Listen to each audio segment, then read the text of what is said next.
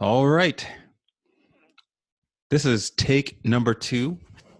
I just recorded 5-6 minutes of my blah blah, and the mic was not on. So here I am again, trying it for the second time.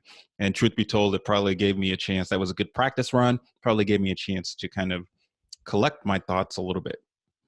So let me continue or restart. So welcome. I'm your host, Walter Matthews of Skyway Bound Presents. And this is Skyway Bound Journeys in this episode. And in these episodes, we just just me just talking and sharing my personal journey and little tidbits that hopefully will help you on your journey and kind of encourage and motivate you to get moving forward and to never quit, of course. Well, this week, it is March 2020, and we are experiencing a pandemic called the coronavirus, of which thousands of people are either coming down with flu-like symptoms and or dying from them. And what's come out of that is people have basically, for the most part, our population has, kind of been put into, for the most part, self-quarantine, or what we call social distancing. And what's been very interesting to watch, it's just how change is being forced upon us, whether we want it to happen or not. And that's just life. The only constant, or one of the only constants in life, is change. And so now, whether you work from home or you are part of a social group, or you're being forced to use the remote tools, for example, for these little video podcasts, I personally right now am using Zoom, and it's been working out for me, but this allows me to interview people remotely. Yeah, it's a great tool. And these kind of tools have been around for a long time, but there's a lot of people, for one reason or another, that really just haven't embraced the change. Well, now they're being forced to embrace the change. For example, a lot of places, people can't go to work. And those people who are lucky to have jobs where they can work remotely, they are able to work remotely and still conduct their meetings via tools like this. And so, so even though this pandemic's really terrible, and it's been very, my condolences to all the people that have been lost throughout this, and that will, a lot more people are gonna die from this pandemic, and it's very, very sad.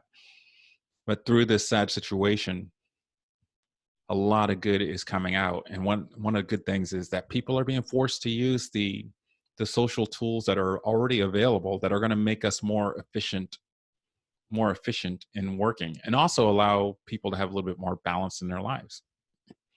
Other organizations, other than work organizations, that are being forced to change are social organizations. Dance community. Like I'm in a couple different dance communities, and now training videos are going online. That stuff's already, online education is already a growing and booming business. But now, after something like this, even more so. And it's been impressive to watch people that have been holding off, saying that, I think I'm going to, I'm planning on, my phone's giving me a social distancing alert. Do not show again. Get out of there. Anyway, so speaking of social distancing, all these dance communities now, because all their events are being shut down, and I feel for those event organizers and those dance teachers who have dedicated their lives to sharing their art with their local communities. I mean, they're being hit hard financially, but many of them are also finding different ways to kind of now provide their content online through tools that have already existed, and that can help really enhance the overall education, and what I like to help them create a full ecosystem or community, of which they really bring people together to learn the system of whatever dance they're trying to teach. Another example of people being forced to change are in the religious community. I worship with the Church of Christ here locally on the west side of Tampa, and we're not meeting right now because we don't want to get sick and we don't want other people to die. That's long story short. But it's also forcing us to figure out what other tools will help us remain connected and as a body and continue to work together. And tools like these online video conferencing tools are really effective and effective ways during times like this. You can really bring people together. And there are also great ways, in my personal opinion, to integrate even when we can meet face to face. People are still busy. You know, I'm a member of a local Toastmasters chapter, and we just tested out using an online platform for one of our meetings, and overwhelming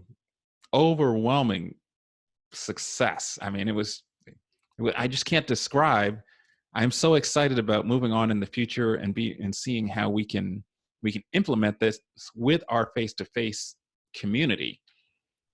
And just a lot of good has come out of the bad. So yes, it's bad, and we wish and hope and keep folks in our thoughts and prayers that have actually, you know, they have the virus, they've gotten the virus, contacted the virus. We wish and pray for them and their families, especially those who have lost loved ones due to the virus. But on the other side, we also know that a lot of good's going to come out of this, because many of us are still going to be here at the end of this pandemic. And because of it, we're being forced to embrace positive changes. And that's to use tools that really already exist, bring some balance to our lives, allow us to work at home from time to time, and basically see your family from time to time, yet maintain you could still fulfill your responsibilities to whoever you're working for. So that's all I got for today. Even through the pandemic, we're staying our distance, social distancing, my friends, social distancing. Keep away from me at least 6 feet. And, while you're on the road, remember it's long, it's hard, but do not quit, do not quit, do not quit. Pandemic or not, stay the course. You can do it, because the sky's the limit. Yeah, I believe in you. Make it happen.